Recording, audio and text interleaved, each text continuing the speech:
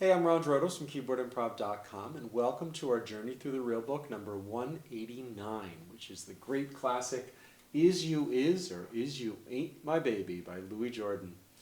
This whole series of jazz piano lessons is designed to get us looking at these standards in a way that takes the historical context into account, and also some of the musical possibilities that may not be apparent when we just look at it on the page. So, 1943. End of the end of the swing era. Bebop is being incubated at this time, and also it's about 10 years before rock and roll. But we're going to hear that this is a precursor to rock and roll. This is the kind of swing slash a little bit of R&B bluesy influence that led to rock and roll as well. So it's a pretty exciting time in music where these worlds of blues, swing, rock and roll kind of all met together. The first thing to notice is that it's a long tune. It's 2 pages, and it's really got a verse. The first 16 measures here are kind of a sort of this little vamp. Right? You hear that in a lot of swing influenced music, even things like more recently the Stray Cat Strut. You hear this sort of kind of minor key vamp. Pretty cool. You can use your blues licks. Blues scale works really well. Then you get jazzy too.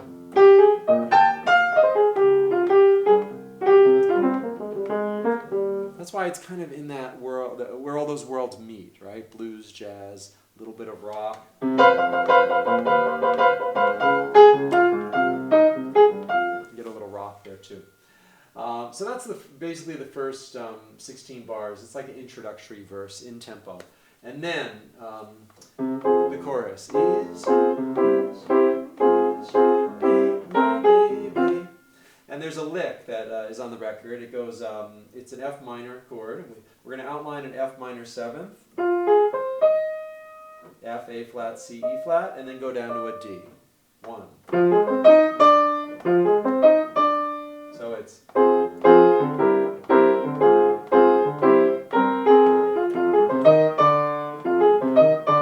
kind of a traditional lick to use on the tune at that spot. It's on the Louis Jordan recording. Now, it's in the key of F minor here, which is the key that, as far as I know, the sheet music was in.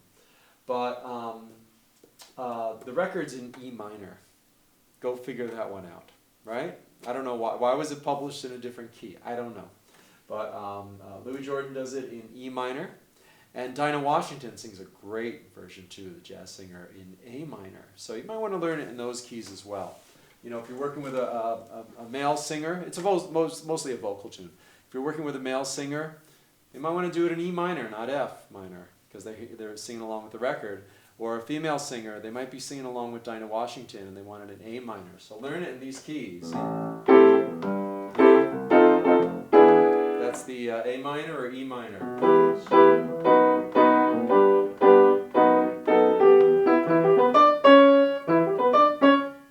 So learn it in those keys.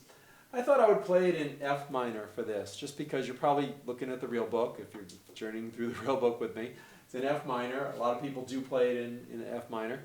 And with the understanding that you can try it in those other keys too, if not now, a little later on. So I'm just going to give it a shot.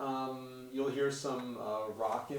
The rock influence, the early rock and roll influence from this is, if you listen to the Louis Jordan recording, it's definitely swing. You know, it's got this sort of, I'm getting the right key here.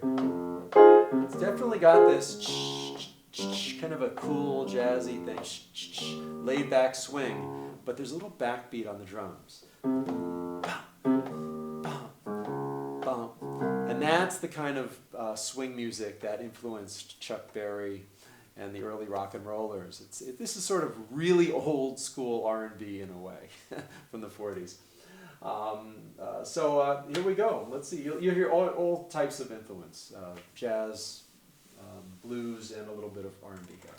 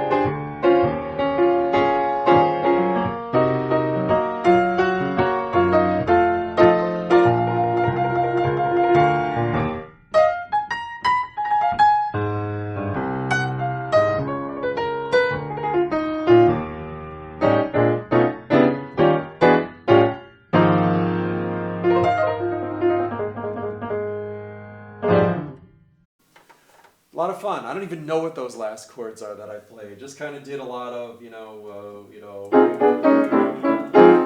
just hit whatever came out, stream of consciousness. But, I've played so much jazz charts over the years, so many jazz charts, so much jazz, made up endings, orchestrated so many things, that sometimes a logic will come through, even if I'm just sort of flying by the seat of my pants. Oh, what chords am I going to play? So that's part of this too. We learn as much as we can. You have a broad range of experiences, practice everything, and then you can bring it to a tune like this. Thanks for being here. Good luck with your playing. If you're interested in Skype or Zoom lessons or my video course, love to help you get to that next level. And I'll see you in number 190, which will be something very different. 1960s straight ahead jazz. Joe Henderson, Isotope. See you then.